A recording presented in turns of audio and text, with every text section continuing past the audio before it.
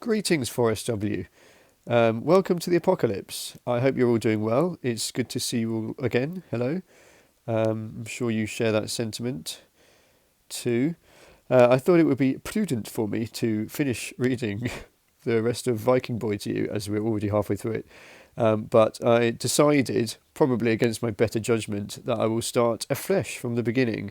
For those of you that have forgotten everything that's happened, or simply for anybody who wishes to catch up to speed, rather than starting in the middle of chapter 9. So, without further preamble, welcome to the prelude. We'll also read chapter 1 in this section. Feel free to skip ahead to a different chapter by clicking on a different link, as you so desire. Starts off with a little bit of a rhyme, if you recall. Three voices speak in the deep darkness by the giant roots of Yggdrasil, great tree of worlds, its colossal bulk rising high into the sky above.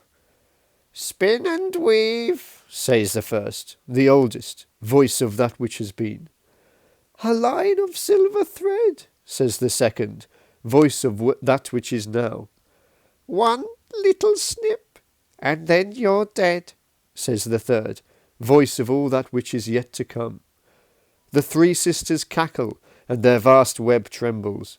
It stands around them, endlessly tangled and knotted, and pulsing with life. Sudden light in the darkness, a small glowing pool, like a shimmering mirror. Three faces leaning over it, reflecting the gleam, eagerly searching the ripples for what they might see. Soon an image appears on the surface. Who's that? Says the oldest, peering. Is it the boy, our chosen one? It's him and no other, says the second, happy as a dolphin leaping. He'll suffer before we're done, says the third, and they cackle again. They join bony hands and dance wildly round the pool, chanting as they caper, their hair like nests of snakes, their ragged black cloaks whirling. Men's fates we weave from birth to death. We number each and every breath. We are the Norns who always win. Now let this Viking tale begin. Chapter 1. Men's Work. Gunnar was down by the sheep pens when he heard the rhythmic thumping of hoofbeats and the jingle of harness and weapons sounding distantly through the crisp autumn air. He frowned and looked up, along the track that led from the Steadings Gate to the dark forest, then turned and ran to the longhouse. His parents were sitting together on a bench by the hearth, smoke from the fire rising to the hole in the thatch. A pot hung above the flames, and the smells of wood smoke and stew wrapped themselves round him like the furs he slept beneath at night. They were laughing, and Mother was ladling stew into bowls. Everybody said Gunnar and his father were as alike as two ears of corn, although Gunnar couldn't see it. They both had shaggy brown hair, but Father's hair and beard were flecked with grey. They both had hazel eyes, but Gunnar's were darker. And they both had strong features and broad shoulders, but Father was tall, and even at 15 summers, Gunnar was still half a head shorter. Mother's hair was golden, and Father said her eyes were the colour of the sea, changing from blue to green to grey, according to the light or her mood. Ah, here's our boy, just in time for supper as usual, said Father, grinning at him. Like Gunnar, he was wearing a tunic and leggings and leather boots.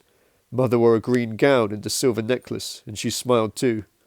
I swear you could smell my stew from the other side of the mountains, she said.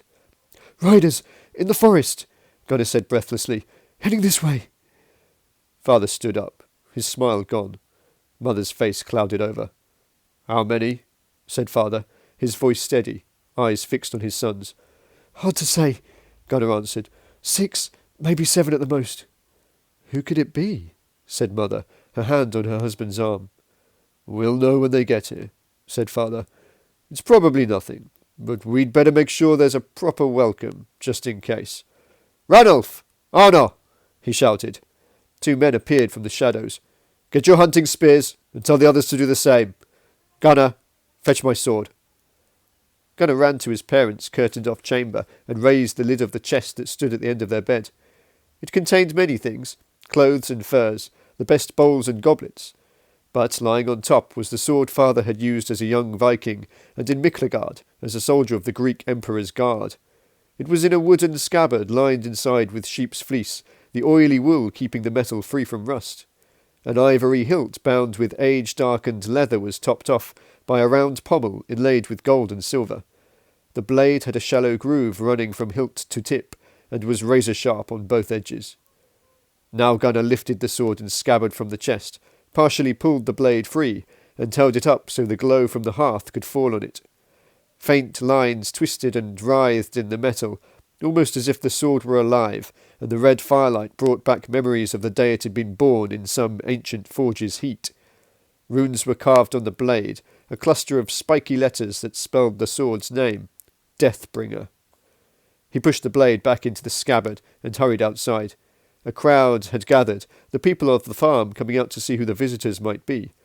Gunnar made his way through them, the men talking in hushed voices, the women clutching their children, everyone uneasy, but curious as well.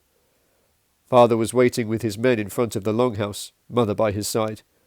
Gunnar handed him the sword, and father buckled it on. "It's time you went indoors now, Helga," father said softly, "and best take the boy in with you. This will be men's work." "All the reason more for a woman to keep an eye on you," snapped mother. "But you'd better do as your father says, Gunnar." "No, I won't," muttered Gunnar. "If you're staying, I'm staying too." "Would you listen to the pair of them?" said father, rolling his eyes. "Maybe someday I'll find out what it's like to be obeyed by my family." The men around him laughed nervously. Ranulf was staring wide-eyed at the gate, holding the shaft of his hunting spear as if he would never let it go, his knuckles white. Stout, balding Arna stood beside him, chewing his lip. "Here they come," Ranulf whispered. "They're in full war gear." "I can see that for myself, Ranulf," said father. Gunnar noticed him touching the small amulet of Thor he wore in a leather thong around his neck. The riders thundered through the gateway and up to the longhouse, 7 men on powerful snorting horses. They seemed enormous in the fading light, the setting sun's rays glinting off their weapons, their shadows reaching out before them. They wore chainmail and helmets with holes for their eyes, and carried spears and round shields. Swords hung from their studded belts. "I bid you welcome to my farm, Skuli, son of Eyjolf," father said when the riders halted. "But I wonder why you're so far from home on this chill autumn evening, and why you're armed for war. If it's bad news you've brought, then I'd rather you stepped into the warmth of my hall and told me of a supper." "You have a good memory, Bjorn, son of Sigurd," said the leading warrior, jumping off his horse. He removed his helmet and smiled, his teeth white in a bushy black beard. "We met only once, and that was 2 years ago." "How could I forget a face as ugly as yours?" said father, smiling too. "You're calling me ugly," said Skuli. "I'd like to know how a man as ugly as you could have persuaded such a beauty to be his wife. So this is Helga." Skuli cast his eyes over mother, grinning at her, before turning his gaze back to father. There was a ripple of muttering in the crowd by the longhouse, but Gunnar knew this was the sort of banter men liked to indulge in. "I took pity on him, of course, daft girl that I was," said mother. "Now if you 2 boys would care to stop playing games, I'd like to go inside and eat." "Wit as well as beauty, eh?" said Skuli, laughing. "As it happens, I do have some news for you, Bjorn, and we'd be happy to accept your hospitality." The 2 men shook hands the Viking way, gripping each other's forearms, and they went in, much to everyone's relief, Skuli and his men leaving their weapons stacked in the porch, as guests should. Mother had the long tables put out and food and drink prepared, and soon the hall was filled with voices and laughter, flames leaping in the hearth. Gunnar sat near father and Skuli and listened as they talked about many things, including, at last, Skuli's news. "There's word of a band of raiders is sniffing around," he said. "So I thought I ought to show myself, and warn the local farmers, of course. You have a fine holding. I would hate to see it looted and burned by a bunch of outlaws." "That's good of you," said father. Gunnar remembered they'd heard plenty of talk about Skuli recently. Their guest was a man with ambitions. He owned several farms, and some said he had 50 warriors at his beck and call. Some also said he had his mind set on becoming a jarl, perhaps even a king. "Well, you know how it is, my friend," Skuli said. "I'd like people to think I'm a man who will help them, just in case I need help myself some day." "Help to do what?" said father, his eyes fixed on Schooley's, a slight frown on his face. "You're the richest and most powerful man in the district. And you're the most respected. Who knows what I couldn't do with a man like you by my side? Don't you want power and wealth too?" Father smiled at him and shook his head. "I'm happy enough with what I have, and I want no more. I like a quiet life these days." "Are you sure?"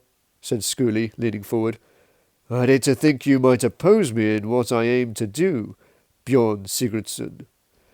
"You have nothing to fear from me," said Father, his voice steady. "So then," he went on, "what else can you tell me about these raiders?" Schooley paused, studying Father's face, or so it seemed to Gunnar. At last Schooley smiled. "Not much more, in truth," he said. "Well, thanks for the warning," said Father. "We'll post guards from now on. You can never be too careful." The conversation moved on, Schooley boasting about great warriors he had known and battles he had fought in. Father said little. Later, as Gunnar lay down to sleep, he went over Schooley's stories in his mind, wondering if he would ever stand shoulder to shoulder with a band of warriors when he was a man. In the forest, wolves howled and shadows gathered in the darkness.